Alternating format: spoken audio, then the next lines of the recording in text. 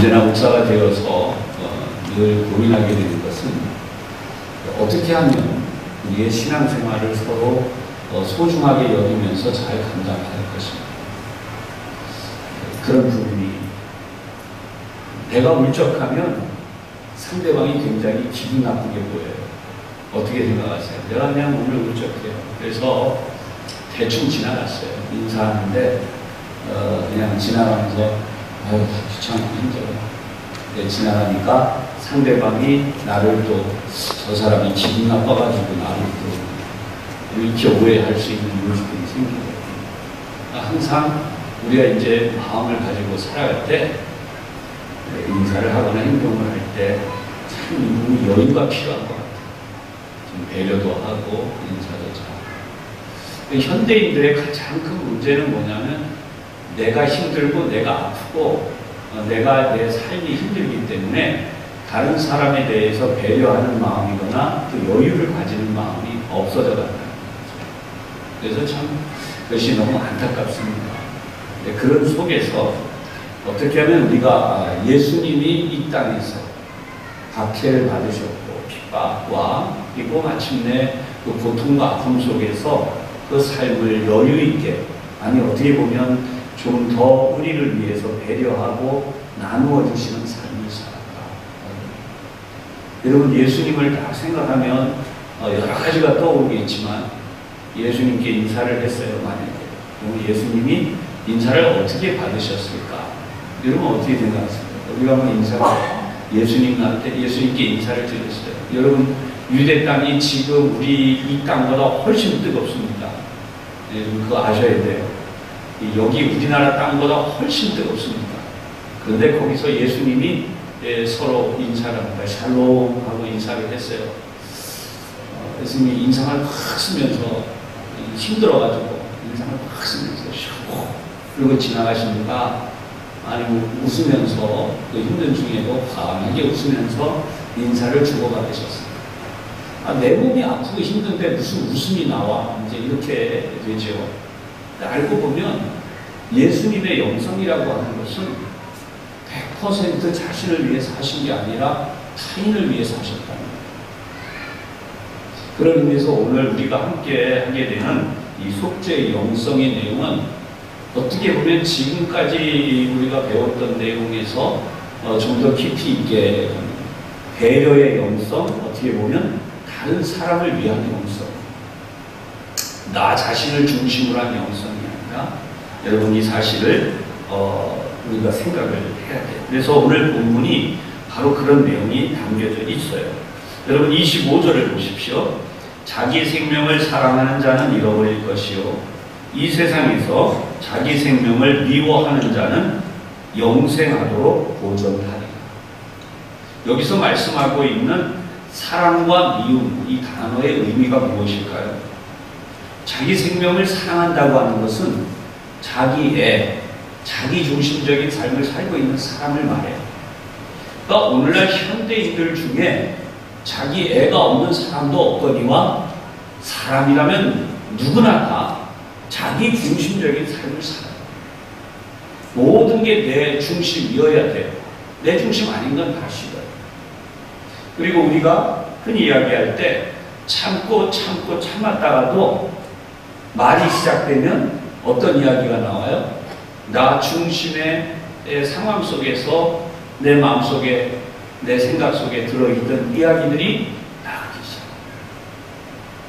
사랑하는 여러분, 자녀들과 같이 생활하는 동안 부모로서 자녀들에게 다 오겠습니까?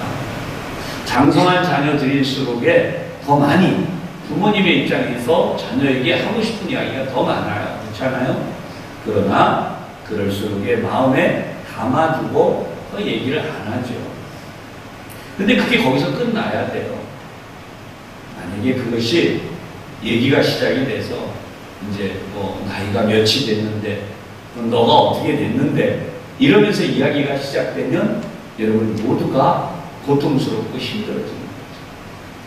그런 의미에서 교회 생활도 저는 마찬가지라고 하죠. 우리가 교회가 잘 되게 하기 위해서 하나님의 뜻을 이루기 위해서 하나님께 헌신하기 위해서 살아왔던 모든 것은 내가 하나님 앞에 하는 것이죠. 할렐루야. 좀 무거운 주제이기 때문에 여러분 우리 그럴 수밖에 없어요. 그렇게 우리가 살아가야 되는 것이죠. 근데 언제부턴가 이것이 나 중심이 아니에요. 우리 하나님 중심이 아니에요. 나 중심이 되는 거예요. 그래서 교회를 이야기할 때 나 중심에서 이야기를 시작합니다. 사랑하는 여러분, 우리의 생각이 아니라 지금 성경은 24절에 명백히 얘기해요. 땅에 떨어져 죽지 않으면 그대로 있다는 거예요. 여러분 이게 참 어려운 말씀이에요. 저도 이 본문을 참 여러 번 설교를 하고 어떻게 횟수를 따져보면 참 많이 해요. 근데 저 역시도 이 설교할 때마다 힘든 거예요. 왜냐하면 그러면 나는 땅에 떨어져서 죽었나? 이렇게 되는 거죠. 이 설교를 하다가 제가 이 자리에서 하나님의 부름을 받아 갔다면 그러면 이 말씀이 된 거예요. 근데 이 말씀대로 살지 못하고 어떻게 보면 이제 은퇴하고 여러 가지 다 있을 수 있지만 제가 가서 저 살고 싶은 대로 편안하게 여생을 즐기며 살고 있어요. 그러면 이 부분에 대해서 나는 퀘스천입니다. 나는 과연 죽었는가? 그래서 성경은 죽으면 많은 열매를 맺는다. 여러 가지 의미를 가지고 예수님은 분명히 말씀하셨어요. 근데 알고 보면 이 당시 헬라인들 앞에서 유대인들과 이방인들 앞에서 예수님이 하신 말씀이 뭐냐면 나사로를 살려내신 이후에 우리 주님은 많은 사람들에게 주목을 받기 시작했어요. 근데 그 주목을 받으실 때 예수님이 하신 중요한 말씀이 있습니다. 인자가 영광을 얻을 때가 왔다. 사실 우리의 생각하고는 역으로죠. 우리에겐 질문이 있어요. 예를 들어서 내가 이렇게 살다가 내가 죽었는데 누가 나를 알아줘? 여러분 산업 현장에서 또는 일반 공직 사회 속에서 그리고 심지어 우리 개인의 삶 속에서도 여러분 이런 얘기 나오잖아요. 나만 손해. 그 나만 손해라는 어떤 얘기가 있어요? 죽으면 나만 손해야 이런 얘기도 있지만 다치면 나만 손해야. 네? 손해보는 것 때문에 나만 손해지 그게 무슨 유익이 있느냐. 그러니까 여러분 이것은 예수님을 닮아가고 예수님의 뜻을 따라가는 사람에게서는 절대로 생각조차도 그렇게 하거나 말을 하면 안 됩니다. 세상은 아무도 없어요. 여러분 나예요. 나 중심의 에고이즘. 나를 중심으로 살아가기 때문에 세상 사람들은 내가 다치면 나만 손해고 그렇죠? 죽으면 나만 손해. 모든 게 다 나만 손해보는 거예요. 그런데 역으로 완전히 뒤집혀서 예수님은 인자가 영광을 얻을 때가 왔다. 근데 어떻게 영광을 얻느냐? 십자가에 달려 죽으심으로 영광을 얻으십니다. 그래서 여기 보면 예수님은 자신이 십자가에서 죽으시기까지 그냥 단순히 십자가에 죽는 게 아니에요. 예수님은 사람들 사이에 어떻게 돼요? 손가락질과 모욕과 조롱과 여러분 우리 그리스도인뿐 아니라 세상의 모든 사람들도요 가장 많이 지금 힘들어하는 것 중에 하나가 명예입니다. 명예. 그렇잖아요. 내가 지금 죽는데 명예롭게 죽어야지 만약에 파렴치 한으로 이름이 남고 좀 잘못된 존재로 그렇게 죽고 끝난다면 그걸 누가 그 죽음을 죽으려고 해요. 억울하다고 좀 부릅뜨고 못 죽죠. 이렇게. 그런데 예수님은 그런 죽음을 죽으신 거예요. 예수님의 죄목이 뭐예요? 신성모독이에요. 하나님을 모독한 자예요. 그래서 그 죄목이 죄인이라고. 예수님이 그런 죄를 언제 지었어요? 예수님이 언제 죄인이세요? 근데 예수님은 누구에게 어떤 악행도 하신 적이 없는데도 불구하고 예수님은 그런 죄목으로 십자가에서 죽으셨어요. 근데 그 죄목이 누구 것이냐면 바로 저와 여러분의 것입니다. 이 땅에 우리 모든 사람들의 죄목이 거기에 하나님을 모독한 자. 여러분 한번 생각해 보십시오. 저도 여러분들도 하나님을 모독하지 않은 적이 물론 늘 하진 않아요. 그러나 어떤 때 결정적인 순간에 나도 모르게 베드로가 지었던 죄를 나는 안 지었다. 난 지금까지 한 번도 베드로가 지었던 죄를 지은 적이 없다. 그런 분이 있을까요? 우리 모두 공감하는 것은 우리도 베드로처럼 예수님을 배반한 때가 정말 많았을 것이다. 내가 지각을 못하고, 그죠? 알지 못하고. 그런 죄목으로부터 시작해서 이 신성모독이라고 그 당시에 불리우는 이런 죄목들에 대해서 예수님이 우리를 대신하여 지셨는데, 결과적으로 예수님의 이 영성은 우리를 살리기 위한 거였어요. 할렐루야. 그래서 여러분, 이 말씀을 묵상할 때마다 우리 영이 살아나야 정상이다. 그런 의미에서 여러분 24절, 25절, 26절 우리 인쇄물에 있는 본문을 같이 한번 읽어보십시다. 시작. 하늘의 미랄이 땅에 떨어져 죽지 아니하면 하늘 그대로 있고 죽으면 많은 열매를 맺느니라. 자기 생명을 사랑하는 자는 잃어버릴 것이요 이 세상에서 자기 생명을 미워하는 자는 영생하도록 보존하리라. 사람이 나를 섬기려면 나를 따르라. 나 있는 곳에 나를 섬기는 자도 거기 있으리니 사람이 나를 섬기면 내 아버지께서 저를 귀히 여기시리라. 아멘. 참 어려운 부분이라고 제가 말씀드리면서 시작을 했었습니다. 그러면 오늘도 25절에 나타나고 있는 영생하도록 보존한다는 이 말씀을 내가 믿는다면 여러분 우리가 말씀대로 살 수 있어요. 그렇잖아요. 말씀대로. 예수님은 고통과 아픔 속에도 항상 밝은 미소로 그 마음이 얼마나 아프고 힘들고 얼마나 고통스러웠겠어요. 제자들이 배신하고 따라주긴 하나요? 평소에도 늘 가르쳤는데 그대로 되지 않고 마지막 골고다 십자가에 올라갈 때까지도 예수님을 따르는 사람들은 예수님을 잘 몰랐어요. 특히 예수님의 제자들이 겟세마네 동산에서 예수님이 마지막 기도하시는 데에도 그들은 졸고 자고 심지어 그 사이에도 자기들 서열 싸움을 하고 있었어요. 누가 더 큰? 그래서 주님은 이 말씀 속에서 자기 생명을 사랑하는 자, 이 말을 완전히 뒤바꾸면 이렇게 되는 거예요. 뒤에 나와 있는 자기 생명을 미워하는 자. 다른 말로 표현하면 우리 쉽게 이해가 이렇게 되죠. 자기 자신을 완전히 버리는 자. 자기는 생각도 안 하는 거예요. 할렐루야. 나에게 참 쉬운 게 아니잖아요. 나는 생각도 안 해. 항상 상대방만 생각하는 거예요. 그래서 이게 얼마나 힘든가. 요즘 현대 어떤 외국의 저술가가 쓴 책을 제가 좀 봤는데요. 부부가 결혼을. 서양, 우리 동양 여인 말고요. 서양의 여인들, 특히 유럽이나 미국이나 이 여성들이 찾는 남편감이 있어요. 여러분 그 첫 번째가 뭔지 아세요? 우리 해답을 다 알고 있을 거예요. 그 여성들이 찾는 첫 번째 해답. 돈이 많은 남자일까요? 경기가 높은, 예, 아마 대충 아실 거예요. 나만 바라보는 남자예요. 나만 사랑해주는 남자예요. 돈이 많은 것도 중요하지 않고요. 이렇게 대단한 남자도 중요하지 않아요.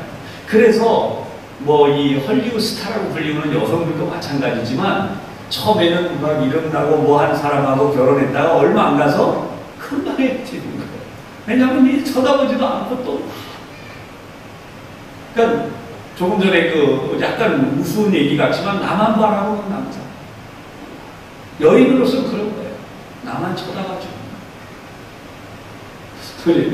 여성 교우들이 이 자리에 참 많이 계신데 여러분 남편께서 나만 보는 남자 그런 다양한 해석을 가능하게 하지만 그걸로 정말 행복하신지 저는 잘 모르겠습니다. 솔직히. 예, 돈도 필요하고 명예도 필요하고 뭐 필요한 것들이 다 있고.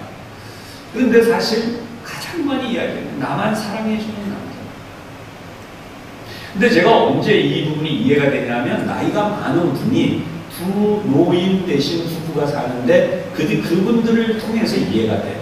뭐냐면 나이가 많은 그 남편이 아내를 위해서 눈이 잘 보이지 않아요. 잘 보이지 않지만 그 아내를 위해서 선물을 줍니다. 그게 엉성하고 뭐 이렇게. 여러분 그런 사이에서 서로 둘이서 서로를 바라보고 살아가는 그 모습이 정말 아름답다. 그렇게 보면 나만 바라봐주는 남자를 원하는 여성의 마음을 이해할 수 있어요. 뭐 여성들만 그러겠습니까? 남자들도 그러지 않겠어요?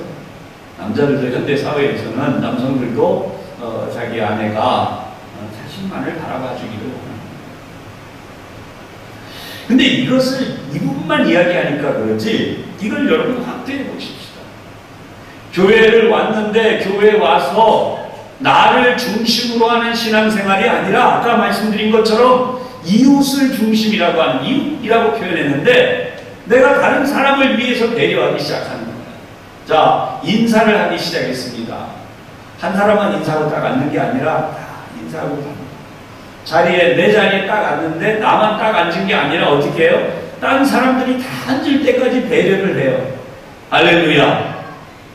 여러분 이런 교회가 어떤 교회죠? 천국 같은 교회잖아요. 왔는데 성도들이 그냥 서로를 위해주고 서로만 나만 딱 앉아서 내 밥만 챙겨서 막 먹는 게 아니고 다른 사람이 밥을 먹는 동안 기다려주고 같이 밥을 먹고 또 그 사람을 앉으라고 배려해주고 제일 좋은 자리를 또 찾아주고 서로 그런다면 여러분 거기가 천국 같은 교회 아니겠어요? 사실 가정에서부터 출발해서 이야기 말씀을 드리지만 이 부분이 우리가 교회 생활이 되고 이 교회 생활이 어디로 나가져야 정상이냐면 세상으로 나가져야 되는 거예요. 그렇잖아요. 좀 말도 안 되는 이야기를 한번 하십시다.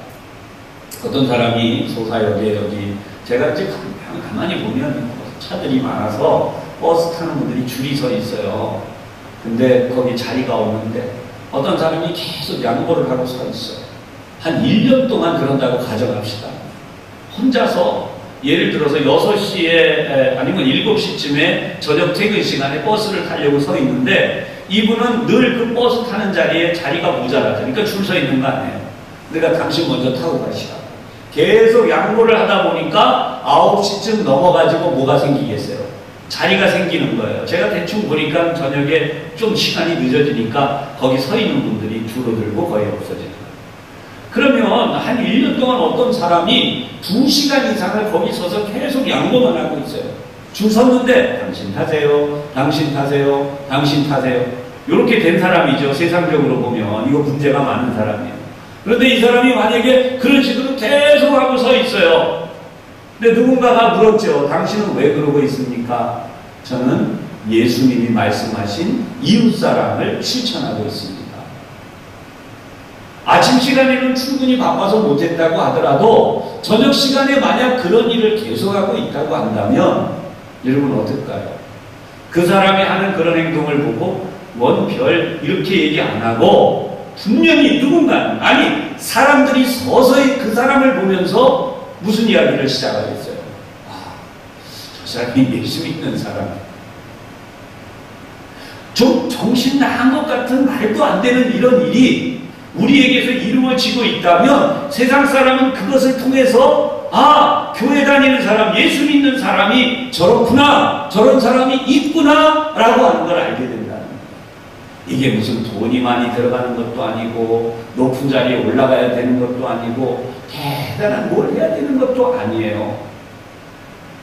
여러분 이게 얼마나 중요한가요? 만약에 그렇게 본다면 우리는 모두 다 그런 삶을 살고 있어요. 며칠 전에도 제가 이제 운전을 하고 신방을 다녀오고 시간이 바빠요. 여러분 아시겠지만 계속해서 신방도 해야 되지만 상도나고 이러니까 제가 운전을 하고 가요. 운전을 하고 가는데 한 2m 정도 여유가 있어요. 제가 좀 차를 약간 여유 있게 보니까 약간 천천히 오니까. 근데 앞에 모닝 한 대가 왼쪽에서 쏜살같이 들어와서 팍 꽂힌 거예요. 순간적으로 급히 밟았는데, 뭐라고 좀 욕을 해야 될 거 아니에요. 창문 열고, 야, 뭐 해야 되는데, 못하겠더라고요. 근데 그것 때문에 이제 많이 올라와 있죠, 이렇게. 근데 그 사람 때문에 그렇게 피하고 났는데, 그 다음번에 그 사람의 영향으로 어떤 일이 생겨요? 제가 브레이크를 밟으니까 이쪽에 있던, 차선에 있던 사람들이 여유가 사라져 버렸어요. 갑자기 이쪽에 있던 사람이 확 밀고 들어가요. 그러니까 그 한 사람의 움직임 때문에 연쇄적으로 그 일이 일어나요. 그러니까 결국 그 시간이 얼마나 힘들었는지, 왼쪽으로 오른쪽으로 어쩔 수 없이 저도 그 출발, 그 브레이크 막 밀고 나갈 수밖에 없었어요. 안 그러면 내가 그 시간을 파고 나갈 수가 없습니다. 이 현대사회가 그렇습니다. 이렇게 힘들어요. 만약 여러분들에게 똑같은 상황이 벌어지면 모두 다 비슷할 거라고 봐죠. 그럼 그 상황을 어떻게 벗어나가요? 예수님은 그 상황에서, 저는 그렇게 생각해요. 예수님은 그 상황에서 다 보내놓고 가시지 않았어요. 할렐루야. 안 믿어지세요? 예수님은 다 보내놓고 가셨으라고 봐요. 다 가거라. 여러분, 그게 예수님이에요.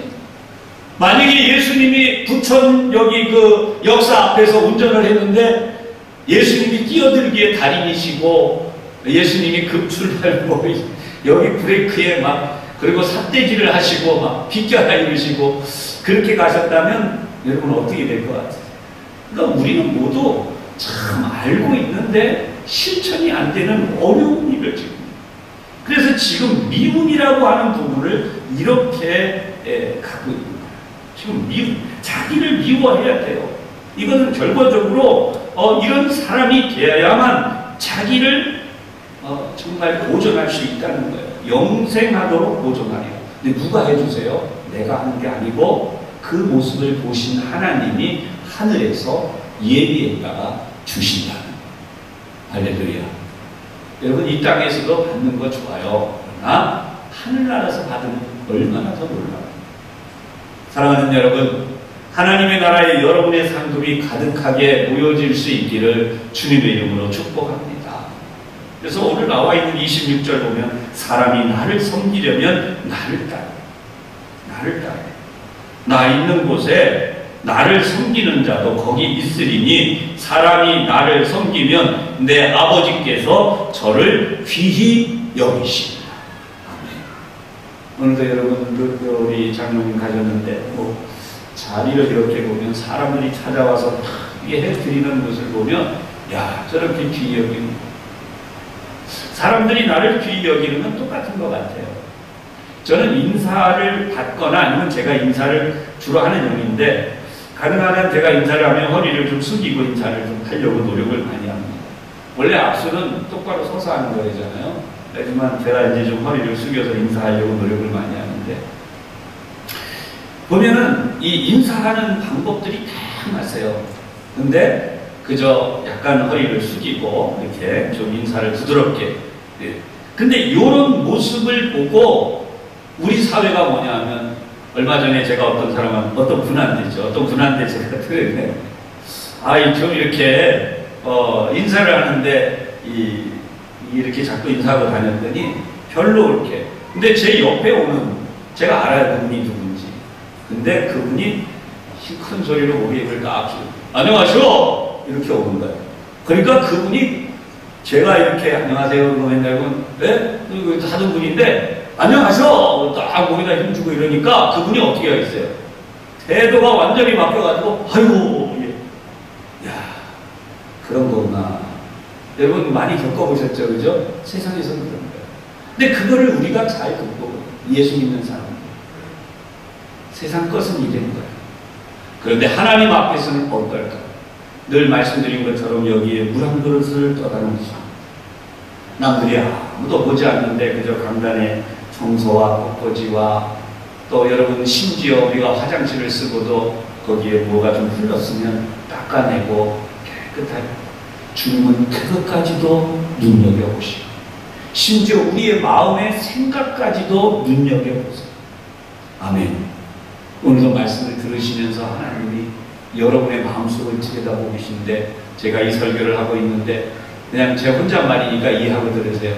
아이고 목사가 또 뭐 있네 뭐 이렇게 생각하시는 분하고, 그래도 목사님 얘기를 들어보니 내가 내 삶을 좀 이렇게 돌아보고 이렇게 고쳐가야겠다. 주님이 어느 분에게 복을 주시겠나? 여러분 마음속에 생각해요. 그래서 오늘 이 첫 번째 죄가 나와요. 인간이 짓는 죄. 이 로마서에 나오고 있는 것이죠. 어떻게 돼요? 네, 로마서 1장 21절로 23절까지인데 우리 한번 같이 공부해 보십시다. 시작. 하나님을 알되 하나님을 영화롭게도 아니하며 감사하지도 아니하고 오히려 그 생각이 허망하여지고 미련한 마음이 어두워졌나니 스스로 지혜 있다 하나 어리석게 되어 썩어지지 아니하는 하나님의 영광을 썩어질 사람과 새와 짐승과 기어다니는 동물 모양의 우상으로 바꾸었느니라. 아멘. 이 성경 보면 이제 뒤로 돌아가면 이제 인간이 동성애까지 가는 짐승사가 짓는 더러운 죄까지 이제 이어지는데요. 가장 중요한 게 뭐냐면 인간이 짓는 죄의 그 가장 핵심이 뭐냐면 하나님을 부인하는 거예요. 여러분 하나님 안 믿는 사람들도 다 하나님 알아요. 심지어 유명한 얘기가 있잖아요. 어떤 목사님이 진짜로 듣고 쓰신 이야기예요. 이 무당, 무속인이라고 하죠. 물에 빠졌는데 이분이 누굴 찾아요? 물에 빠지니까 하나님 찾더래요. 하나님 나 살려달라고. 여러분 사람은요 그게 원래 모습이에요. 근데 어떻게 된 게 사람이 이렇게 바뀌어버린 거죠. 그래서 하나님을 알고 그 다음에 해야 되는, 우리가 해야 되는 하나님을 영화롭게 해야 됩니다. 여러분 우리가 아는 그 신조들이 있어요. 근데 그 신조들의 내용 가운데 가장 중요한 핵심이 이 부분이에요. 하나님을 영원토록 우리가 기뻐해요. 오늘 말씀을 들은 여러분, 우리 영성이 살아나는 기도, 하나님을 기뻐하시기를 바랍니다. 내가 하나님을 기뻐하는 삶이 있어요. 아니 하나님을 기쁘시게 하는 것도 맞지만 나 자신이 우선 하나님을 기뻐해야 돼. 난 하나님 때문에 좀 이런 표현이 그런데 여러분 하나님 때문에 밤을 좀 새워볼 수 있기를 부탁합니다. 하나님 때문에 하나님 너무 좋아요. 하나님 너무 좋아서 말씀 펴놓고 말씀을 읽다 보니까 밤이 지나가요. 하나님이 너무 좋아서 생각하다 보니까 그냥 새벽 예배 시간이 되고, 여러분 늘 그러란 말씀인데 어쩌다가 우리 좀 그럴 수 있어요. 근데 인간이 스스로 지혜로워지면 문제가 생깁니다. 스스로 22절 스스로 지혜 있다고 할 때에 인간은 어떻게 되는가? 어리석게 되어진다는 거죠. 하나님 없이 사는 삶을 말해요. 하나님이 있어야 돼요. 그래서 우리에게 일어난 가장 잘못되어진 문제가 뭐냐면 하나님의 이 은혜에 대한 무감각증이에요. 무감각. 하나님이 얼마나 많은 은혜를 우리에게 주셨나. 생각해보면 은혜가 있잖아요. 여러분 남편이 있잖아요. 아내가 있잖아요. 부모님이 계시잖아요. 자녀가 있잖아요. 부모님 돌아가셨다면 계셨었잖아요. 아멘. 네. 집이 있잖아요. 자동차가 있잖아요. 하다못해 우리가 길을 나가면 전철이 있잖아요. 가까운 데 시장이 있잖아요. 생각해보면 다 감사할 건데 알고 보면 그걸 감사하지 않는다는 거예요. 뭔가 좀 그렇죠? 이렇게 생각을 해보니까 또 이렇게 지나보면 그래요. 내가 지금까지 밥을 굶었나, 뭐 옷이 없어서 옷을 못 입었나, 그렇다고 뭐 자녀들 교육을 못 시켜서 자녀들을 길바닥에 앉혔나. 여러분 다 생각해보면 감사 하나님의 은혜, 하나님의 은혜, 하나님의 은혜. 근데 언제부턴가 이 하나님의 은혜에 대한 부분이 무감각해집니다. 그 다음에 마지막으로 이제 이 두 번째 부분이죠. 여기 1번 인간이 짓는 죄에서 이게 뭐냐면 하나님 언제부턴가 안 믿어요. 나도 모르게 불신이 생긴다고요. 하나님이 지금까지 베푸신 은혜가 있는데 바로 그 은혜에 대한 불신입니다. 꼭 이렇게 얘기하는 것 같아요. 아이들이 보면 아이들에게 이제 제가 이제 교회학교 교사 때 겪었던 일인데 늘 오면은요 사탕을 한 개씩 줬어요.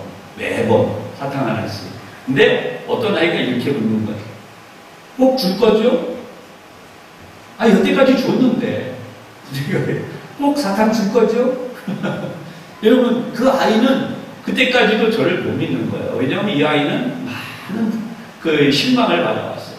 그러니까 저 사람도 언젠가 변할 거야. 이렇게 보는 거죠. 제가 6개월을 사탕을 줬는데 이 아이가 저를 보고 꼭 줄 거죠? 또? 이렇게 얘기하는 거예요. 여러분, 사람이 이렇게 하나님의 은혜에 대한 부분이 우리가 정말 점점 멀어져요. 자, 두 번째 부분은 예수님의 죽음이 가지는 의미를 뒷부분에서 우리 출애굽기에 나와 있는 내용인데요.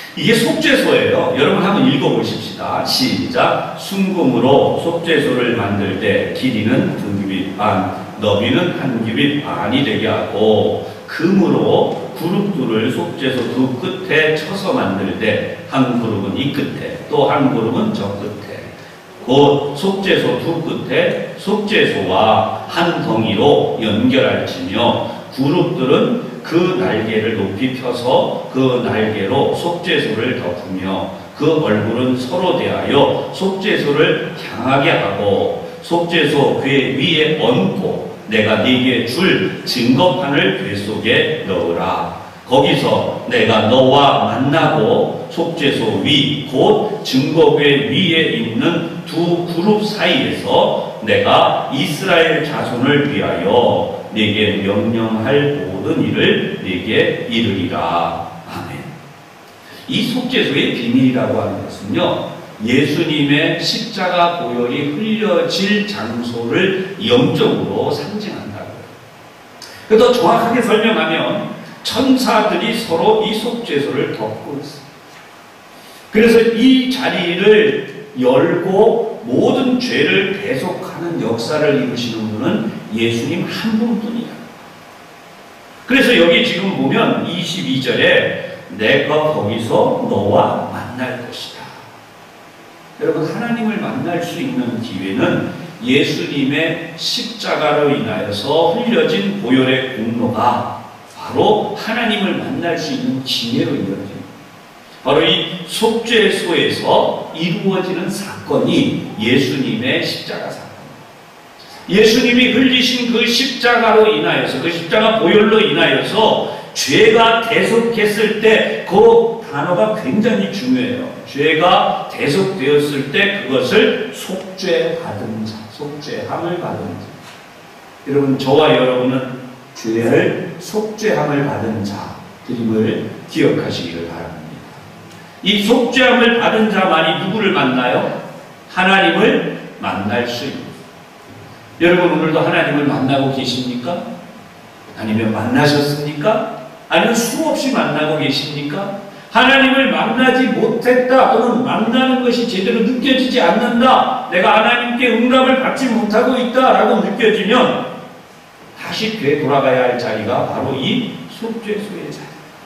예수님이 십자가를 지고 골고다 언덕에서 죽으신 바로 그 자리다. 할렐루야. 그 자리에서 다시 주님이 나를 위해 십자가를 지시고 그로 인하여 내가 죽었는, 다시 예수님의 죽으신 죽음 때문에 나는 죽고 새 사람이 살아.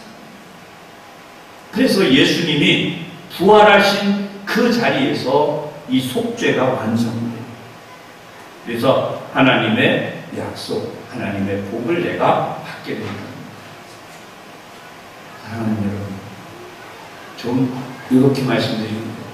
사업이 잘 되는 비결, 건강이 잘 지켜지는 비결, 우리의 삶이 잘 하나님의 복을 누리는 비결, 이게 세속적이라고 말할 수도 있는 이야기지만 저는 그렇게 보지 않아요. 이스라엘 광야를 가보면요, 하늘에서 물 한 방울이라도 떨어지지 아니하면 살 길이 없어요. 하나님이 정말 내가 숨이 턱에 닿아서 사슴이 시냇물을 찾는 것처럼 그 순간이래요. 그 순간을 딱 놓치면 사슴은 죽는답니다. 근데 하나님 바로 그 옆자리에 물을 딱 예비했다가 사슴을 먹이신다. 할렐루야. 다윗의 고백이 그거예요.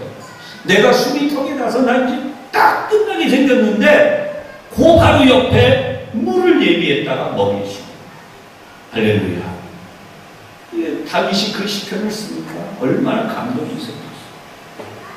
그래서 오늘 이 에베소서 2장 8절로 9절입니다. 같이 한번 보십시다. 시작. 너희는 그 은혜에 의하여 믿음으로 말미암아 구원을 받았으니 이것은 너희에게서 난 것이 아니요 하나님의 선물이라. 행위에서 난 것이 아니니 이는 누구든지 자랑하지 못하게 함이라. 아멘.